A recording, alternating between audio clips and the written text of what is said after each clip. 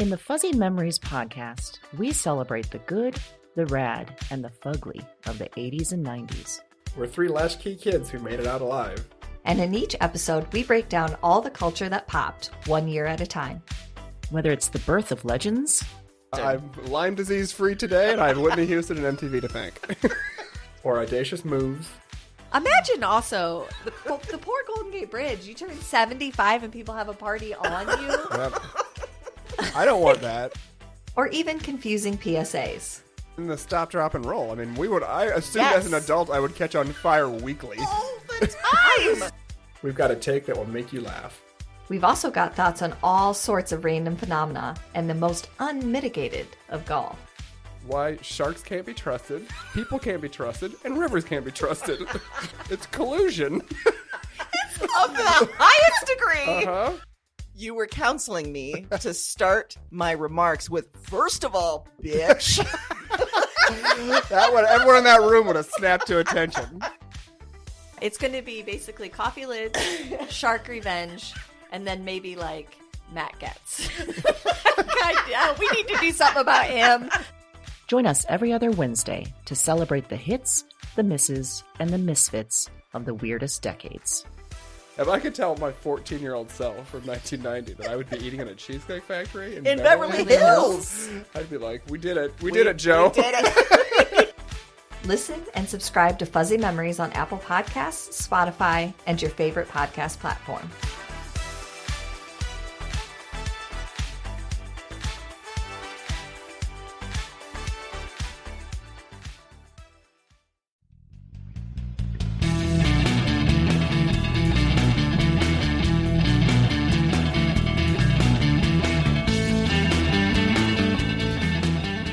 Hello, and welcome to Broads and Books, the podcast with one unique theme, 4 handpicked book recommendations, and 2 broads. I'm Amy. And I'm Erin, and this is episode number 9. What the what? What the what? This week's theme and picks are all about weird. They'll have you saying, what the what? What? Our picks are genre bending, genre combining, and sometimes just plain rule breaking.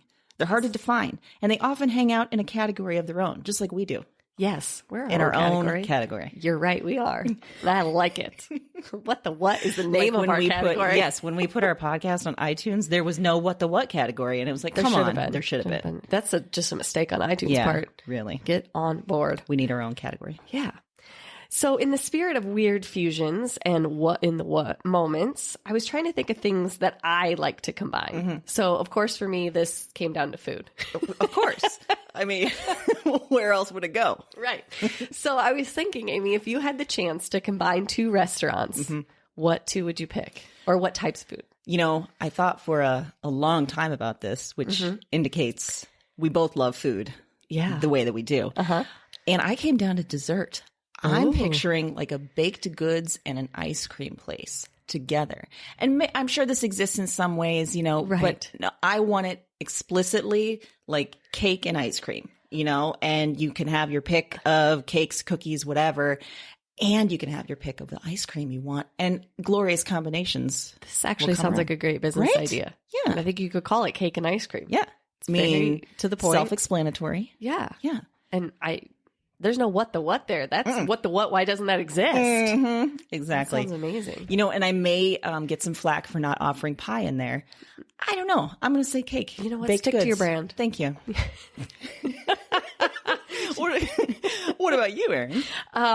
For me, I was trying to think of like my favorite things and things that aren't together. And I really, really enjoy like sushi or Chinese food. But then I'm also, there's one dessert that if it's on the menu, I order no matter where I go. And that's bread pudding. So if I could have a Chinese place that also offered lots of varieties of bread pudding. Wow. I would eat there every day. That's a real interesting combo. That's a what the what. That is a what the what. Yeah.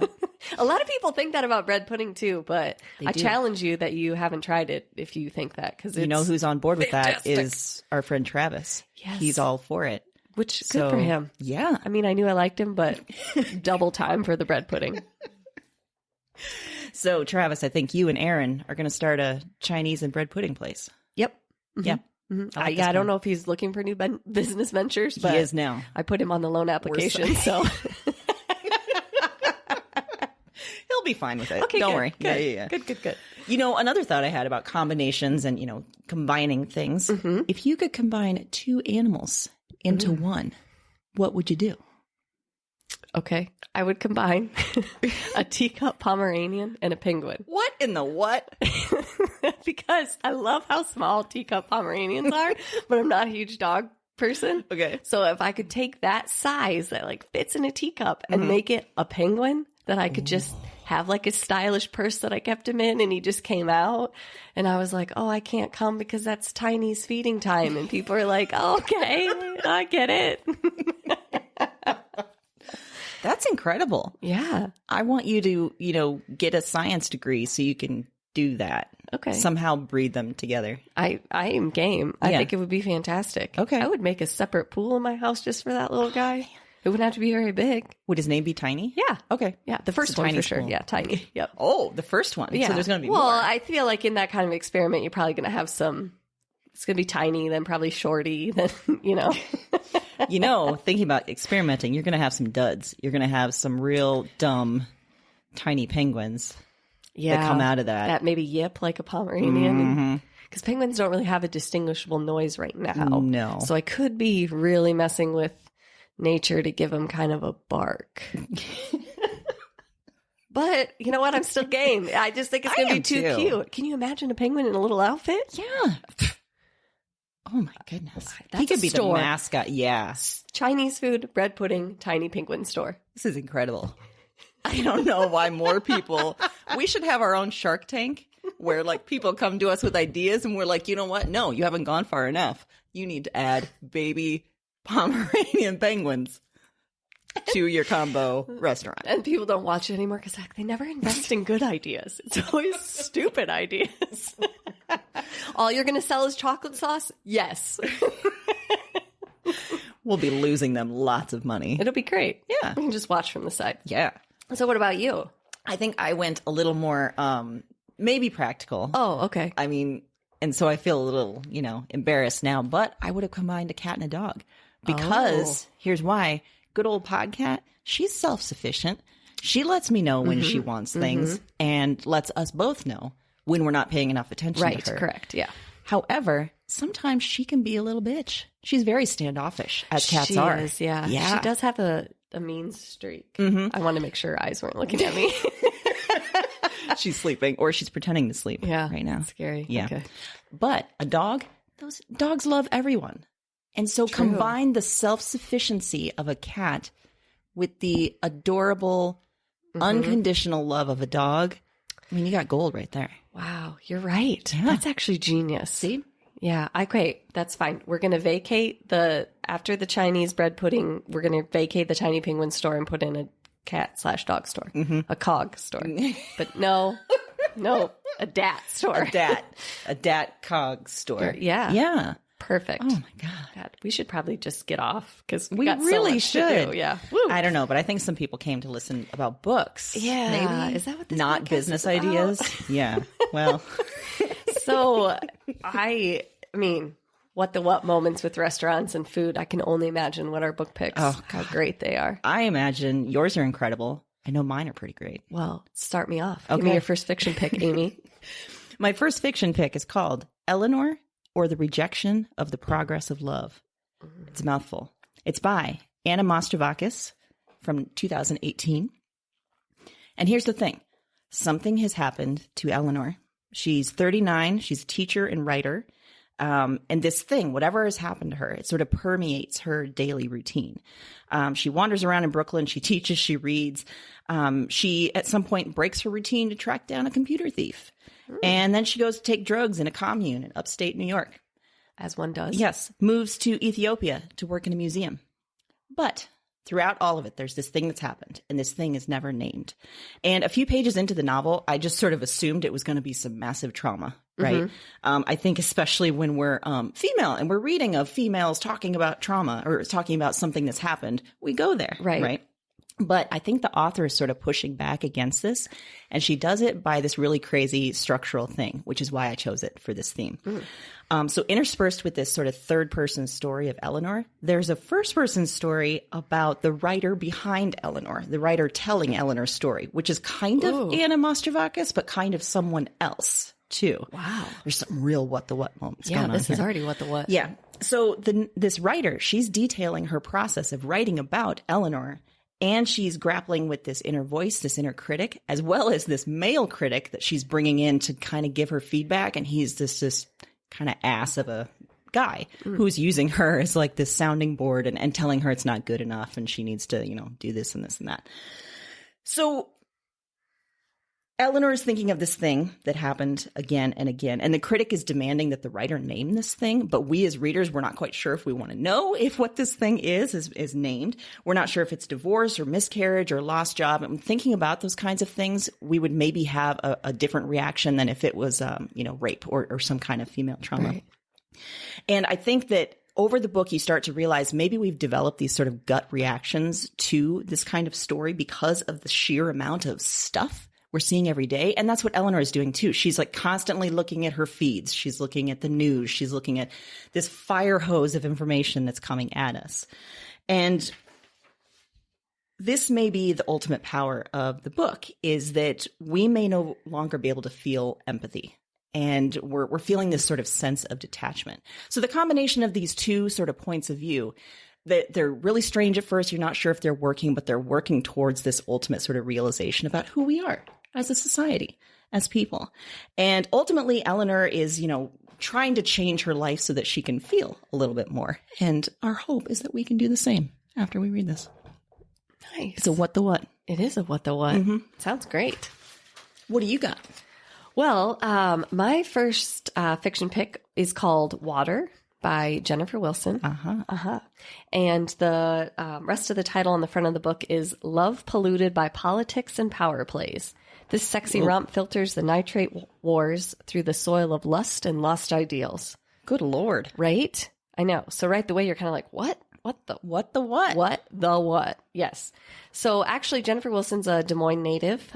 This book is published exclusively by Ray Gun. And if you are familiar with Iowa at all, you know that they're a very popular clothing store primarily. And so you can buy this book online, though. However, if you want to read it after you hear this, which I know you do, then just go to Ray Gun and you can buy it and they'll send it right to your house. Because that's the power of mail. It's this crazy thing. I know. What the US what? Post office. Mail. Got so excited. I spilled my glass. Oh my gosh. Okay. So I actually heard her speak at a panel. And what I loved about this book is that it is a fiction book. It follows a reporter who gets assigned to this story about water quality in Iowa. And her editor is saying like, no, you have to dig further. I want more information about this. And she's like, this isn't even a story, because the story starts out with a guy who has built his own well, basically, and tapped into the reserve water supply. That's kind of like the cleanest version of the water. So essentially he's like stealing it for himself. So he gets thrown in jail. But you get this idea like there's way more to the story. And so her editor's really pushing her. And right away we find out that she's on the chopping block in a layoff situation at the newspaper. So that's kind of why she feels this extra pressure to really make this story a huge deal. So when I heard the author Jennifer Wilson speak, what reminded me of the what is that she said she's very connected to this issue. She thinks it's really important. She thinks it's really something that Iowans particularly don't know a lot about, and we should. It should be something that we think more about, particularly in elections and things like that. But she's like, I'm not a scientist. I can't write all this and stand by it. I didn't do the studies. I don't know the information. So she came up with this idea to write it as fiction, but she has all this scientific information in it, but in a way that you don't even feel like that's what's happening. Wow. So I would catch myself kind of, just powering through the story because it was so gripping, and then being like, whoa, wait a minute, kind of backing up and rereading it and kind of thinking about it. And really, it ended up making me do a whole deep dive into water quality research because I wanted to know more. Wow. And she says in the front of the book that she has all of her sources and everything she consulted, on her website, jenniferwilson.com. She didn't put it, in footnotes so you didn't break from the story, but she obviously did her homework. And for me, it was like a what the what, because combining science with this amazing fiction seemed kind of like a new thing I hadn't seen before. And then also, I didn't know I cared that much about water quality. And now I do. It's a good point, though, because I've been to Raygun. I've seen that book there, and I assumed it was some sort of nonfiction or something about water, and I was like, nah. Yeah, right? Yeah, you kind of, because I'm not a great science reader in terms of that, especially technical stuff, or I don't want to read a bunch of studies put together. I mean, I'm sorry, that makes me sound kind of ignorant, but it's true. Give it to me in a fiction novel and I will ingest it like crazy. Yeah, it was so great. So I think it's a great fusion of information about, water quality, but you kind of feel like you're reading a news story, but there's all this conversation and the characters are really compelling. And I have to say, I just can't say enough good things about this book. I just think it's worth it. And I think anybody, particularly that lives in Iowa, but also just that even if you just want a good book, this is it. Excellent. So, yeah, it was And you great. got to meet Jennifer Wilson. I did, yeah, briefly. And I heard her speak, and that it was actually what gripped me into reading it. I hadn't heard of it previously. She's written another book that falls kind of in the travel memoir kind of category, but she spoke specifically about this book and how she decided about the topic and then decided what instrument she was going to use to write about it, which is also an interesting kind of what, because usually it's the opposite. Authors are like, oh, I'm going to write a novel and this is what it's going to be about. And she said for her, it works better to figure out the topic and then decide what the best vehicle is to disperse that information, which I thought was very interesting. Wow. Yeah. So what? It's amazing. That's what. Excellent. Wow. Yeah. Okay. I guess know. I care about water quality too. You should. Mm-hmm. You should. I mean, technically we all should. We should. Yeah. But I know it's not like a sexy thing to read, but she managed to make it that way. Sexy. Yeah, she did. Wow. Hats off to you, Jennifer Wilson. Hats off. Well, and you said there was lust in the subtitle, yeah, right? Yeah. And she There you jokingly said that during the panel, like she didn't know how to get people to read it. So she added some sex, which we all know that sells and works, Sure right? does. But it wasn't. I mean, she said that, kind of in a joking manner. And yes, that's an element, but it's not. I mean, she didn't do that just to get you to read it. It all fits with the story. It's perfect. Yeah. So it's not really porn or anything. No. I mean, there's that real graphic section. No, I'm just kidding. The orgy in the middle, in the farm. Yeah, field. in the farm with the farmers. No. Wow. Yeah. That took a turn. I know. I'm sure she appreciates us talking about orgies. Yeah, it was in good, relation and then to her book. it great blurb, and then I hated it. Terrific. Well, guess what? My nonfiction pick, it has to do with sex. Sort of. Kind of. Okay. Yeah. All right. So I'm going to use that as a transition. I like it. Yeah. My nonfiction pick is The Argonauts by Maggie Nelson from 2015. So here's why I picked it. It's a memoir, but it's also sort of like theory and criticism and like essays at the same time. It's this really original combination of so many things that's unlike anything I think that I've ever read. And the glue holding everything together is this story of her relationship with a non-binary partner, and their journey into pregnancy and parenthood. Because Nelson found herself falling in love with a person that can't be easily categorized or defined. She sort of dives deep into what sexuality and gender really is. And she goes through the changes in her body due to pregnancy. And meanwhile, her partner is undergoing testosterone injections and double mastectomy. So she digs into what it means to be a woman and a mother and how our society tries so hard to create like all these clear cut lines and boundaries of what people are and what mothers are in a lot of ways. And because she's thinking about such blurring of these boundaries, it makes sense that her book is a lot of different things. And it's funny because it's slim. It's really kind of thin here. It's only 150 pages or so, but it's packed full of all this personal explanation and exploration and dissection of our world. There's sex here. Like I said, lots of it. Perfect. There's love. There's identity. There's grappling with who we are as human beings.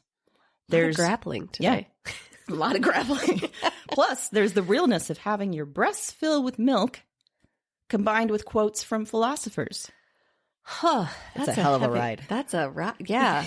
That is a hell of a ride. One paragraph's all about boobs filling with milk. Mm-hmm. The next is a quote from a scholar. And that's magic right there. It sure that's is. That's a what the what. It really is a what the what. And apparently, I'd never read anything else by Maggie Nelson, but she has sort of carved out this niche for herself where she writes all sorts of what kind of things, memoirs and essays and explorations in all different ways. And that's interesting because I don't think that that's an area that is easily carved out. I mean, most of the time that's kind of like we don't really know what to do with this. Right. So we're not going to do anything with it. Right. And in fact, I was so intrigued. On the back of the cover, they actually label it memoir/criticism. But in the description, they also name it a work of auto theory. So like completely new category. Like they're just creating something new, which is awesome. So we have a precedent for creating something new. I like it. Mm-hmm. Have you read anything else by her? No, not yet. Mm-hmm. But this really blew me away. Yeah. I really enjoyed it. And I think I'm going to read more. In fact, I think she has a couple books dealing with the murder of her aunt. Oh. So combining again, like memoir and true crime and all sorts of different things. Wow. So it could be a really heck of an interesting read. Yeah. Sounds great. Mm-hmm. Sounds like you could do a deep dive into Maggie Nelson and get a lot of great reading material. Yeah. All right. Yeah. And I feel like just from what you said, she'd be the type of person that will want a dat or a cog. I'm thinking from what I read, she would really dig the penguin. Oh, well, it's tiny and it's adorable. Yeah. We could invite her to the opening of our Chinese bread pudding penguin place. Well, the great thing about it is that there's a further business opportunity in outfits for the tiny penguins. Oh, my God. You know, like, you might not know, but that American Girl doll thing blew up. Oh, I know. Okay. Mm-hmm. Yeah. And they sell accessories and it's like crack for kids. Mm-hmm. So I feel like we could tap into that market with the penguin thing. For sure. I mean, I used to live in Chicago and they had that American Girl place store. And at one point my dad was dragged in there and he described a setting that sounded like a war, really. Just children everywhere putting their dolls in hair salons and fitting rooms. Blew my mind. Kind of creeped me out, to be honest. It's a lot. Mm-hmm. It's a lot, yeah. Mm-hmm. But I think we could capitalize on it for the penguin. But I'm thinking of like a very specific 90s clothing line for the penguins. Like what? Z Cavarici jeans. Oh, my God. MC Hammer pants. Who doesn't want to see a tiny penguin in MC Hammer Everyone pants? does. That's the answer. Just shuffling back and forth. Can't touch this. Yeah. No. I mean... I think the cog and dat would also look good in hammer pants. Hammer pants. Perfect. Mm-hmm. Yeah, that's what they're called. I called them MC Hammer pants. Well, so they're just hammer they were pants. MC Hammer pants. I mean, he made them a thing. Right. Yeah. We could tight roll some jeans. Oh, God, yes. So great. Some acid wash jeans. Acid wash would be great. Yes. Terrific. Wow. You know what's back? Scrunchies. Really? Yeah. Okay. I had a vast collection of scrunchies. Oh, I did too. I mean, let's be honest. Put a scrunchie in and hairspray the shit out of your bangs and you're ready to go. Talk about a what the Tease what. those bangs. Tease them up. What's happening there? Spray a cloud of chemicals on your hair and get it. Perfect. That's exactly what I was going for. Please tell me your nonfiction has to deal with 90s fashion. Yes. And or bangs. Yes. I will take make it that work somehow. No, it doesn't at all. But that's okay. I think you'll still like it. Great. So what I picked, it's a little bit different. It's called The Best American Non-Required Reading. Ooh. It's the 2018 volume. So if you're familiar at all, there is the Best American series. You know, they every year in October, they put out like the Best American Short Stories, the Best American Essays, the Best American Mystery Stories of that year. So for 2018, it would actually be information from 2017. You know, they spend a year. So the reason that I picked this as what is for a couple different reasons. First of all, what it is a compilation of really it can be anything. Like the other ones are very defined: short stories, essays, mystery stories. They're very, science fiction stories. They're very driven by their category. And this one it can be anything. There's cartoons in here, there's sketches, there's essays, there's short stories. It's basically anything that is, they call it non-required. And I'll get to that in a second where they came up with that. But why it's what the what is because from page to page, you don't know what you're getting. You have no idea. So it's a wonderful book to be able to kind of enjoy over a long period of time, read little snippets and then come back to it or skip around if you want to. But the other thing that I think is amazing about this particular series is that it is put together by a committee of high school students, that they have an editor and they have a guest editor that helps them form it. But for months during the year, they meet every Monday night for 2 hours and they read something all together. And then they discuss it as a group and they decide if it goes in the yes, no, or maybe pile. And their definition of non-required is that it's not something that you are assigned in school or in college or as part of your work. And their definition for what gets put in there varies from student to student. But basically, they really all focus on this idea of just saying, does it say something to you? What works, what doesn't?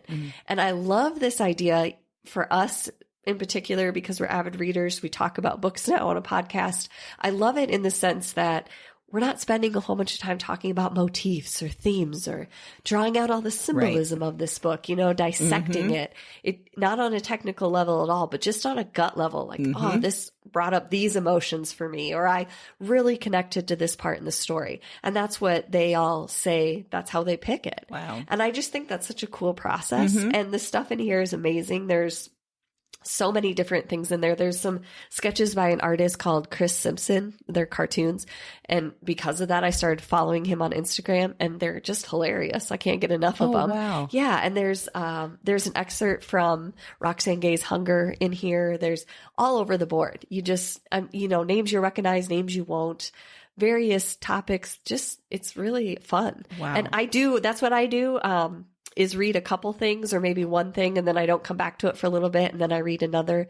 And then, the great part is if you finish close to October, you get another one. So God, you could spread it out over the year. Basically. Yes. Yeah. And that I usually get this one and then their short story collection too. And that's what I do with the short story one too, is just read one here and there. But yeah, I really like this part of the Best American series because it's different and it's, it has a little something for everyone. So even if you bought it and you didn't like a few of the things, there's still so much more in there to get. So can you imagine being like one of those high schoolers to get to choose this? Like, that's a lot of responsibility. It is, but how cool. I know. That you get to sit around on a Monday night and be like, yeah, this is going in a anthology, essentially. It's a lot of power. Yeah. You know how I love power. Mm-hmm. You would have really enjoyed about it. I would be about it. It would probably get tense in there if I was there. I'd be like, what do you mean? We're putting this in. It'd become very like dictatorish. Oh, yeah. They'd probably have to have some sort of intervention with me. Like, listen, you're bringing great stuff, but your attitude sucks. It really does. Yeah. Everybody else has good ideas too. Make some room. And I'd be like, nope, I invented the tiny penguin. So back off. Yeah. Pretty much I'm the best. Did I tell you about the time I was a jury foreman? What? The look on Erin's face is incredible. Yes, thinking about power and being drunk with power. Yeah. What? You know how much I love Chicago. What? Because it was the most boring case and trial. I refuse to believe that. Okay, well, here was the deal. Okay. I was in Chicago. I was called into, jury duty and got assigned to a trial about diamond patents. So it was 2 weeks of arguments from one company that was suing another, saying their design was the exact same. They had people teleconferencing in from Japan to talk about this thing. I fell asleep once. Good job, Foreman. And then we were in deliberations for a day or two. And I was basically doing all of that. I was like, listen, we know what the deal is, right? We know. I don't even remember what the decision was. I was just probably 75% certain I was right, but also 25% let's just get this shit done. Come on. Get in line, Marcia. I don't know if there was a Marcia. There was someone there that was kind of like a Marcia. So did they vote you as the foreman? Is that what happened? How did that come about? I think I just volunteered. Oh, you volunteered. Okay, I like it. Because I think they were like, well, I guess we need a foreman. And I'm like, power. Yes. Yes, I will control this now. It's also great insight into our justice system because I wonder how many trials do end because I don't want to be here anymore. So I don't care. I was 25 or something. I was like, yeah, I am carrying out justice. So you have a direct impact on some companies' For sure. diamond business. You bet. I don't remember any of their names. That's real power right there. I was also like, God, I am like one of the few females that hates diamonds. Why am I here? But that would have been a great way to get out if you just stood up and was like, is it blood diamonds? Like the first day. They'd be like, yeah, we're going to have to let you go. I should have. I didn't see how it was, going down until suddenly we were in trial and it was going to keep going. I was like, had to tell work like, whoops. Sorry. I didn't act crazy enough I to am get kicked enacting off. justice over diamond patents. It's important stuff. Yeah. Somebody has to do that work. I did. You did a civic duty. I sure did. I And love this story forever. by civic duty, it was just, rolling over everyone else, telling them what to do. I've now pictured you in a Supreme Court robe and like one of those wigs that they have to wear in Britain when they're in court. It fully transformed into a British court experience. Yeah. That's what I'm picturing, and I love it. In the Cook What County would they building have in Chicago. done if you showed up the second day in that? Like after that you decided to be foreman and you show up and you're like completely decked out. And then that was the day I fell asleep too. Yeah. That would have been great. You wake up and your wig's just like a little bit crooked. Like, I'm good. Did I drool? Oh my gosh. Everything about that's fantastic. Yeah, I can't believe I haven't told you that story. No, you never told me that story. Oh, I'm going We're to gonna cherish get it some forever. more. Yeah, we're going to get some more leverage out of that one. Yeah, we are. What the what? Amy was a jury foreman. Holy buckets. In my mid-20s. Perfect time. Wow. Now I feel like you need to get on another jury and be like, look, I have experience. I have full-on experience. In fact, if you could do that over and over and over again, and then we could get some kind of article planted about how you're like, the jury foreman. Yes. Like you want her on your jury. Oh my God. Yeah. make I'd be a like the whole fixer or thing. something. Yeah. Ooh. I like this. You're going to have to decide how you feel about bribes. I feel good about bribes. Okay. Yeah. Okay, good. I thought that's what you were going to say, and I approve. Yeah. Good. I mean, just being honest. Yeah. I feel real good about them. Yeah. Yeah. I mean, I think you might be offered some, and I think you should take them. Hell yeah. Yeah. And I would start a bidding war among the bribes. Be like, listen, you want to give me $500? No, we're going to need to go higher. You're going to need to throw some nice things in as well as the money. Yeah, $500. Yeah, come on. Amy, this is a crime. You need more than $500. What are you doing? You're Good terrible point. at Good criminal point. mischief. I'm terrible at taking bribes. Yes. It needs to start much higher. Good Lord, this is a monopoly. All right, we'll work through my strategy. Okay, all right. On this and Good future heavens. episodes. If you are ever offered a bribe, will you run it by me before you say yes? Be like, listen, shady person, let me call my friend Erin real quick. She'll say if you're on track or not. You know what the going rate for bribes in this kind of case is? It'll be like my consigliere. See? Godfather, yeah. Oh, that sounds like a great job. I mean, besides the killing people, that would be a big bummer. but Right. yeah. All in a day's work. All jobs have a downside. Yeah. So, I mean, okay, jury foreman, you want to tell us your Yes, I culture do, pick in this fact. week? I do. Okay. And Erin, you're not going to be super surprised, I don't think. Oh. Because so many of my pop culture favorites are sort of weird and genre bending and undefinable. I was thinking about Twin Peaks for this, actually. Love that show. But I had to go with David Bowie. Oh, look at you. Really, David Bowie's chameleon. He's had so many identities over the years, and you could go with any era, any identity, any type of music. Any of his films. He's been in movies like The Hunger, Labyrinth, The Man Who Fell to Earth, Twin Peaks, in fact. And they all have sort of a what the F, what the what kind of quality to it. But I'm going to go with his album from 1972, Ziggy Stardust and the Spiders from Mars. A note, I'm obsessed. She couldn't even say it with a straight face. I was just going to let her do it, and it didn't even happen. What I was thinking was, I can't believe it took us to episode 9, number 9, to come to a David Bowie moment. The thing is, Erin has read some of my writing. She knows how obsessed I am with David Bowie.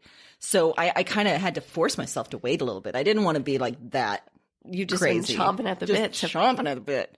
Figure out David a time Bowie. to bring it in. Yeah. I'll probably recommend him again in the future. That's fine. Just deal with it. It's okay. We're embracing it. So in this album, you've got sci-fi. You've got the Earth will die in 5 years. An alien comes down to Earth, becomes a rock star. You've got social commentary on the perils of fame and hero worship. You've got gender bending. You've got drag. It's this crazy fusion of song, image, into what could be seen as like sort of a concept album and opera, but also kind of interconnected stories when you think about it. I'm getting real into this.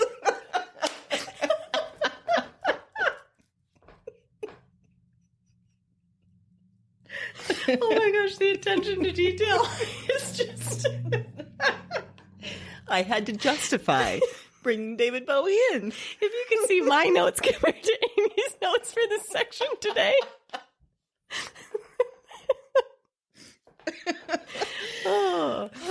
I'll wrap up. No, go. By saying- You do it. I want you to fully enjoy your moment. There will be more. I know. Like I said. but they should each be special. What I'm going to link to in the show notes and on the website is, first of all, the album on Spotify. So all of you can listen to your heart's content, understand why I love this so much. I'm also going to link to this performance on Top of the Pops in 1972, where you can see sort of everything I mean. He is dressed in the most ridiculous jumpsuit you've ever seen. Got some real bright orange hair going on. And so like a few years before that, homosexuality had been deemed legal again after years of like horrible brutality against gay folks in Britain, including chemical castration. And David Bowie is just kind of saying, what the what? And like draping his arm over his guitarist and sort of like winking and flirting and everything. It's delightful. Just delightful. That's all I'll say. Okay. So David I like Bowie. it. At first I wasn't sure if you were going to narrow it down or your whole pick was just David. I just celebrate his whole collection. You know, at first I was going to, and then I was just going to go into like a whole hour's long conversation about David Bowie. Basically, not a conversation, a lecture, really. Right. You would have just been stuck. Yeah. I mean, I wouldn't have a lot to contribute, but I would listen because I'm here. And then in editing, I would cut it all down, but I would make Erin sit through all of it. We're kidding. That's what just happened. This is after the second hour we're recording this part that we can put in the podcast. We really put GarageBand to the limit on this one. Woo! Oh, dear. Thank you for letting me have that moment. No, you know what? I'm impressed that you had that kind of willpower. So kudos to you, really. And again, as I said, I'm obsessed, and Erin knows it, and so that's why she's laughing so much at me. Okay. Yeah. You should embrace it, I think. Thank you. I like to think that under your jury foreman British robe, you had a David Bowie t-shirt on. I absolutely did. I figured. Well, oddly, mine's sort of, You picked David Bowie too? Did I convert you? No. Yes! Finally! I made you read my whole novel. All this David Bowie shit, and you're like, listen, I don't know a lot about this, but cool. yeah, so I picked it for my pick. I was going to say mine kind of is adjacent to music, but it's not David Bowie.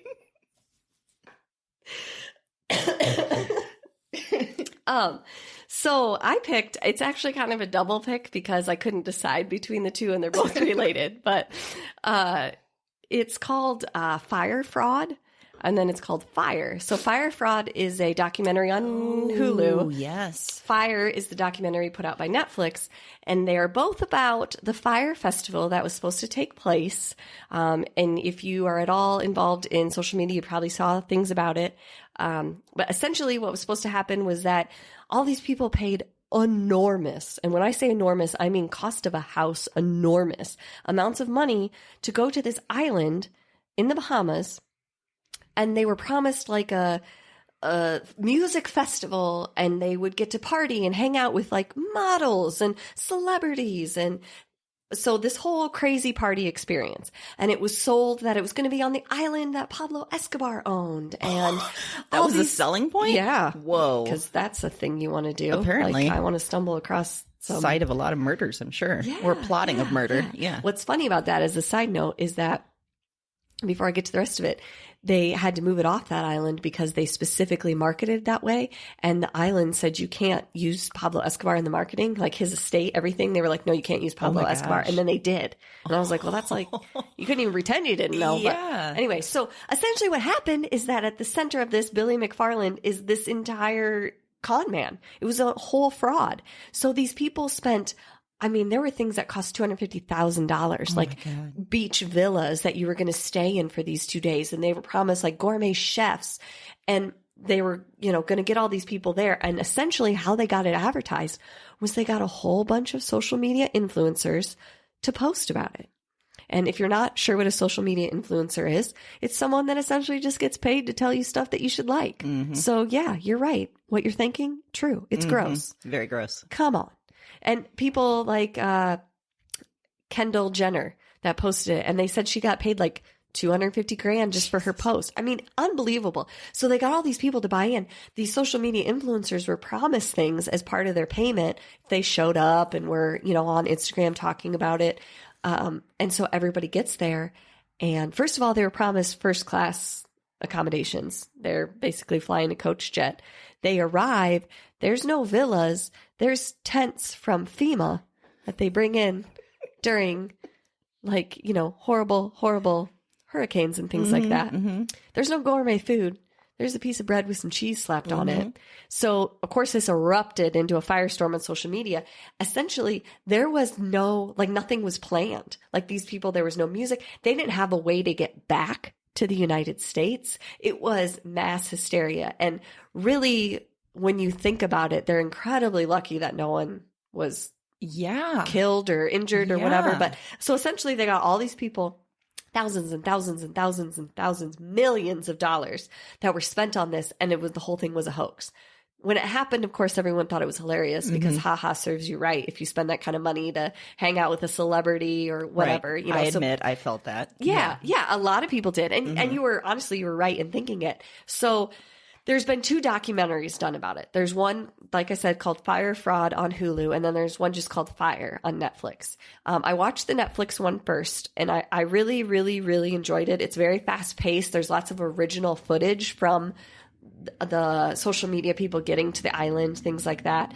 Hulu, I watched, and they actually got an interview with Billy McFarland. Whoa. He actually agreed to sit down and speak with them. So that's very interesting.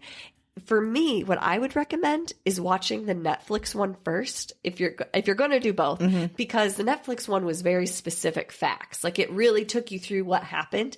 The Hulu one is a lot more about how could this happen? Like what's wrong with our society that we're willing to just listen to these people and spend all kinds of money to go to an island, just kind of the ridiculousness of it. Right. So the other creator was Ja Rule. He was involved as well. But Billy McFarland is now in prison. He's serving a 6-year prison sentence for fraud, which you definitely, he should. I don't even know if 6 years is long enough. How did he think he was going to get away with it? He's the typical con man in that he's committing a con over here and getting money to pay off this con that he did over here. So where he got caught up is that in a festival situation, there are taxes. There are, he hired all these locals in the Bahamas to construct the set, to construct the stages, to put up these FEMA tents. These people were not paid. In the Netflix version, there's a lady who owns a bar who talks about how she had to basically go through all of her savings to pay all of her workers for the day and a half that people were there, because they were the only bar. I mean, that was the only place. God. So her workers, she had to pay them out of her pocket because she never got paid by anybody on that team. So yeah, and it's very interesting to watch the Hulu one to see his interview. He really learned nothing. He went back to the United States, was living in this great penthouse. He escaped the island before everyone else too, by the way. Of course. Got a flight out before everybody else. Yeah. And then he started committing other fraud, like calling people and say he targeted all the people that bought fire tickets. Oh my God. And tried to sell them fake tickets to like Victoria's Secret lingerie shows and the Grammys and the Super Bowl. So these people would buy the tickets, and then at the last minute, he would use that money to buy the tickets he sold the last week. It's insane. And it's a what the what? Because you're like, well, first of all, it took me like the first 45 minutes to even understand what they were trying to do in this whole festival situation. Wow. So that's a what the what. Mm-hmm. It's a what the what that this all happened because people willingly posted it on social media. Yeah. It's a what the what that people paid so much money to do this. And some of the ideas that Ja Rule, Billy McFarland, he had this other guy working with him. Some of the ideas that they had are just like, what? How did you think that was going to work? It's mind blowing, honestly. Wow. And they have interviews with a lot of people who are involved in his company or in promoting it. And those are all really interesting. It's a really interesting commentary on groupthink too, because a lot of them are like, yeah, I mean, I didn't know. I kept saying this isn't going to work, but no one was listening, and it's my job. So just one of those trains that starts. Yes, they just couldn't stop it. Yeah. So it's very, very interesting. I will say, because I don't like to not be upfront about things, that the one on Netflix is put out by a company called F. Jerry Media, who was a big social media influencer. And Hulu points out that they were actually paid to promote the festival. So they question why they promoted the documentary on Netflix, why they helped put it together. So you can make up your own mind when you watch those two things about their culpability. Interesting. I mean, I think if you go down that road, you probably have to hold a lot of people responsible. Yes. But so they both come from two different viewpoints. They're very different, but it's an interesting story. So I thought when you were saying you didn't want to, you wanted to be upfront about things, that you were going to say you invested in the Fry Festival. That you were one of these social media influencers. Yeah, I bought a villa. Yeah, I was real disappointed. FEMA tent. How'd that bread with cheese taste? because that sounds like me. The whole time that I was watching it, I kept thinking, first of all, why do I want to be with all those people? God, no. These sound terrible. I would pay for a villa to not be around anyone. That's like our haters gonna hate episode. So hate much. every single one of them. Hate all of this. All of them. Everything that's happening. No redeeming qualities at all. Nope. And also, like, one of the headliners was Blink 182. What? Yeah, that's a what the what. That really is a what the what. Well, and they had advertised supposedly that like Kanye West and some other people were going to be there, but that was never really as specifically said. Well, Blink 182 was actually booked, and they backed out because they never got paid before they showed up. But I'm like, you're really going to go to an island and listen to Blink 182? I mean, maybe. You know what? If you're a Blink 182 fan, explain it to me. Maybe they are amazing live. I didn't align them with the hip, uber wealthy. But no, I mean, maybe they are. What's my name again? Mm-hmm. That's what I think of. That's what I think of. Oh, yeah. And guess what? I still remember my name. So, oh, yeah. Thanks, Blink 182. I remember all the lyrics to that song. I do too, unfortunately. I think it mentions like nobody likes you when you're 23. And I think I was 22. And I was like, this is about me. Yeah. It really wasn't. No. It was about a dumb guy. Yeah. A lot of their songs are about dumb guys. Mm-hmm. Yeah. Mm-hmm. But they were, kudos to them. They got out. That's right. They knew something was afoot. Yep. Yeah. Good job, Blink 182. Smarty pants. Yeah. Yeah. I'm sure that's battered around a lot. For Blink 182. So yeah, check it out. Wow. You would definitely be saying what the what. Yeah, I think that I would definitely be saying I've heard multiple things about the one on Netflix in particular, and yeah, I think I need to watch both of them now. It's good recommendation. It was good. I liked both of them. So I was going to narrow it down and pick one, and I just couldn't. So take them both. This episode is all about defying categorization. Yeah. Defying exactly either or. Exactly. So you did both. And if you feel like you don't have the time to watch 2 documentaries about one festival, I challenge you to take a look at your schedule and see what you can move out. Make the time. You don't need to attend some of those meetings at work. No. Come on. No. Just take the afternoon in the AV room or whatever. Actually, and a public service duty. So we can prevent things like this from happening exactly. in the future. It's education. It is education. Do it. That's what I say. Don't blame us if you get fired. No, I will not take that on. That's you make your own choices. So. Even though we strongly recommend. Well, we hope we've made you say what is happening or what the what multiple times in this episode. Maybe more than any other so far. I would think. Yeah. I think we nailed it, Erin. And so I think we'll be back next Wednesday. I think we will. I think we will. But in the meantime, head to our website, broadsandbooks.com, to check out all the recommendations we made in this episode and one bonus pick. Every episode, we pick an extra pick, and it's only on our website. So go there. And guess what else is only on our website? What? There's some bonus material. What? And by bonus material, I mean recorded bonus material. We get weird. We get deep. If you like this show, you're going to like the bonus material. You should check it out. There's stuff you're going to enjoy. And we got more coming. All the time. It's an idea factory in here.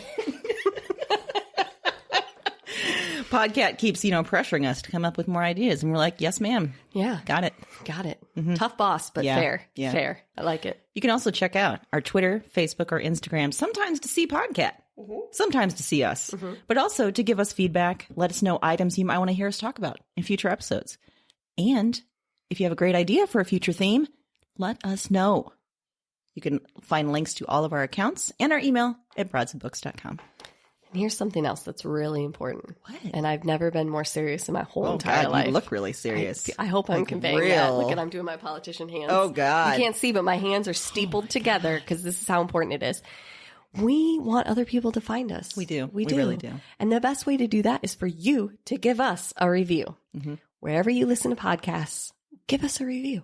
It's easy. That helps us stay up in the ratings. It helps other people find us. It helps keep us up in the search engines. It's really the way that this continues. So, and we know you like us, so help us out.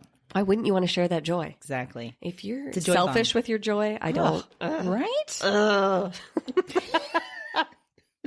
You moved your steeple hands to Into a fist. How dare you? Okay.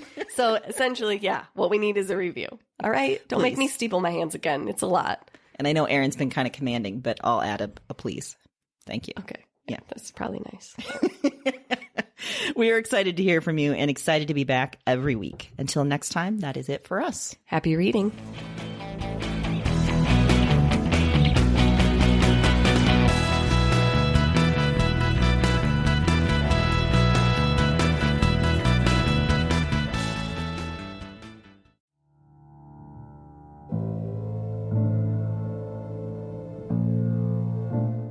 I'm up again. Same night, another dream. Before trying this recording thing, I didn't remember much of anything of these dreams. I didn't remember much from any of the women. And one night of doing this, and it's broken things open. The dreams they're in me, and they're coming out of me, and To me, I am not broken. I am the most whole, most real. cause their despair. I wait for the word. Witch. Look at the mad woman in her cage. She was a woman with holes inside her. That was the heaviest factor, the final evidence, the heart of the issue. Somehow, you understand this. You hear me. Wherever you are, whatever this is, you... This isn't a dream journal anymore. It's not. It's just fact. Because now this is some sort of record. What are these dreams? Maybe there's a better question. Who are these women?